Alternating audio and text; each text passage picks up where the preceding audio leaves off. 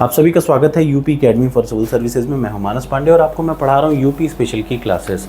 UP PCS के prelims mains, RO के prelims mains, UP triple SC का कोई भी एग्ज़ाम, यूपी का कैसा भी एग्ज़ाम हो, चाहे टीजीटी, पीजीटी, पीईटी, टीईटी, कुछ भी हो, सुपर टेट, बस आप एक काम करिए, क्या एक तो इस पूरी प्लेलिस्ट को रट के जाइए एग्जाम से पहले, और दूसरा टॉपर्स कोड पर यूपी स्पेशल की टेस्ट सीरीज़ में 3000 प्रश्नों से बना हुआ टेस्ट सीरीज़ है।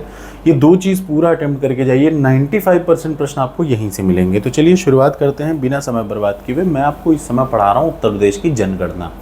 और जनगणना एक ऐसा टॉपिक है ना कि मैं जानबूझ के धीरे धीरे पढ़ा रहा हूँ, क्योंकि यहाँ सिर्फ और सिर्फ डेटा है जनगणना में। तो डेटा को अगर आप एक दिन में पढ़ेंगे तो निश्चित तौर पे सब भूल जाएंगे, लेकिन अगर आप धीरे धीरे 7 से 8 वीडियो में, 8 से 10 वीडियो में कंप्लीट करूंगा मैं इसको, इसीलिए ताकि आपको सब कुछ क्रिस्टल क्लियर समझ में आए और आप छोटी छोटी 5-5, 6-6 मिनट की वीडियो, 7-7 मिनट की वीडियो से पूरा कॉन्सेप्ट समझ जाएं।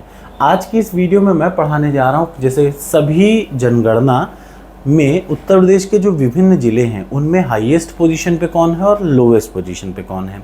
इतना ही नहीं, ये एक पार्ट है, 2 पार्ट में करके पढ़ा रहा हूँ ताकि आपको चीज़ें हमेशा याद रहें।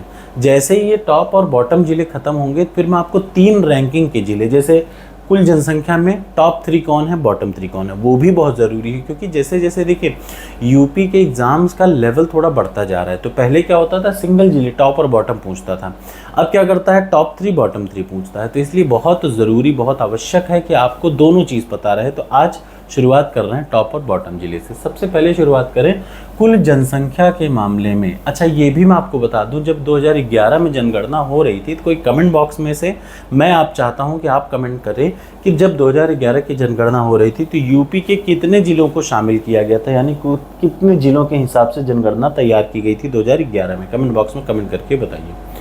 अब देख लीजिए, कुल जनसंख्या के मामले में याद रखिए, जनसंख्या उत्तर प्रदेश में सबसे ज़्यादा इलाहाबाद की होती है। आपको एकदम माइंड में रखना है, जनसंख्या सबसे ज़्यादा कहाँ की, इलाहाबाद की, और सबसे कम महोबा की। 2 चीज़ आपको एकदम क्लियर रटे रखिए। तो ये प्रयागराज, जो आज का प्रयागराज है, पहले इलाहाबाद था, प्रयागराज की जनसंख्या उत्तर प्रदेश में सबसे ज़्यादा है। और सबसे कम जनसंख्या कहाँ की है, ये महोबा की है, याद रखिएगा। इलाहाबाद की जनसंख्या सबसे ज़्यादा है, ये हाईएस्ट है और ये लोवेस्ट है। तो कुल जनसंख्या कहाँ की ज़्यादा है, इलाहाबाद की, सबसे कम है महोबा की।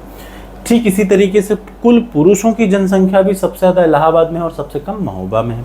तो कुल महिलाओं की जनसंख्या भी सबसे ज़्यादा इलाहाबाद में और सबसे कम महोबा में होगी। ठीक, अगर कहा जाए 0 से 6 साल के बच्चों की जो जनसंख्या है वो भी सबसे ज़्यादा इलाहाबाद में और सबसे कम महोबा में।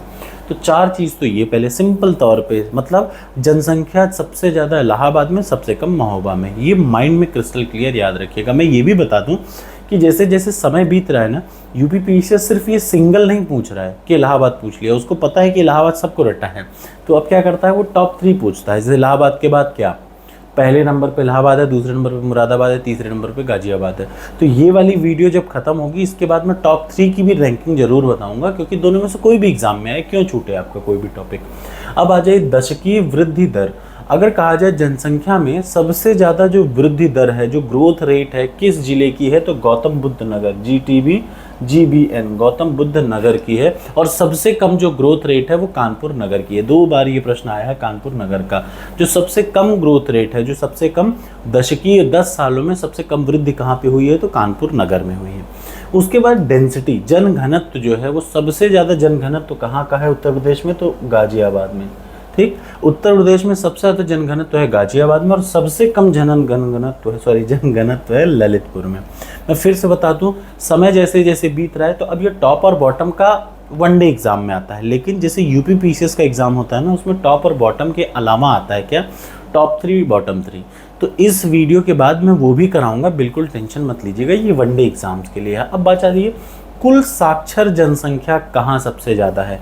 अब यहाँ पे एक इम्पॉर्टेंट चीज़, जब कभी जनसंख्या की बात आए तो हाईएस्ट इलाहाबाद है, लोवेस्ट महोबा है। लेकिन अगर कहीं साक्षरता की बात आ जाए तो माइंड में एकदम बिठा लीजिए, हाईएस्ट कहीं पे भी हो लेकिन लोवेस्ट कहाँ होगा, श्रावस्ती होगा। साक्षरता सबसे कम उत्तर प्रदेश में श्रावस्ती की है, इसको एकदम दिमाग में रट डालिए। और जनसंख्या सबसे ज़्यादा कहाँ की है? इलाहाबाद की। जनसंख्या सबसे कम कहाँ की है? महोगा की। लेकिन साक्षरता शब्द जहाँ जुड़ जाए तो सबसे कम साक्षरता कहाँ की है? श्रावस्ती की। तो कुल साक्षर जनसंख्या सबसे ज़्यादा इलाहाबाद में है, लेकिन सबसे कम कहाँ है? श्रावस्ती में है। दूसरा आ जाइए, कुल साक्षरता दर जो लिटरेसी रेट है सबसे ज़्यादा कहाँ की है? गौतम बुद्ध नगर की लिटरेसी रेट। अच्छा, अब आप पूछेंगे कुल जनसंख्या, तो याद रखिए टोटल लोगों की संख्या जो साक्षर है वो कहाँ है? इलाहाबाद में। सबसे कम कहाँ है? श्रावस्ती में। लेकिन कुल दर, कुल रेट जो है उनका, वो दर सबसे ज़्यादा कहाँ है? गौतम बुद्ध नगर में, और सबसे कम है श्रावस्ती में। पुरुष साक्षरता दर सबसे ज़्यादा कहाँ है? गौतम बुद्ध नगर में, और सबसे कम है श्रावस्ती में। महिला साक्षरता, ये कई बार पीसीएस में पूछा, महिला साक्षरता दर सबसे ज़्यादा कहाँ पे है? कानपुर नगर में, और सबसे कम श्रावस्ती में। ये हुआ इसका एक पार्ट। आप एक दिन में एक ही पार्ट, माने यहाँ से यहाँ तक एक पार्ट पढ़ें। अब कल यानी अगली वीडियो में मैं इसका दूसरा पार्ट पढ़ाऊंगा, और ये भी बता दूं जब मैं इसका दूसरा पार्ट पढ़ा लूँगा तो मैं आपको टॉप 3 और बॉटम 3 भी पढ़ाऊंगा, फिर आगे बढ़ूंगा। 7 से 8 लेक्चर लगेंगे, क्योंकि देखिए यूपी पीसीएस में भी और यूपी के हर एग्जाम में यहाँ से 2 प्रश्न निश्चित तौर पर आने हैं। 2 का मतलब मिनिमम 2 प्रश्न यूपी से जनगणना के आते ही आते हैं। तो क्यों इस पे रिस्क लिया जाए? 7 से 8 वीडियो ही सही, लेकिन धीरे धीरे आप इसको पूरा कर लेंगे। ठीक, थैंक यू सो मच, मिलते हैं अगली वीडियो में।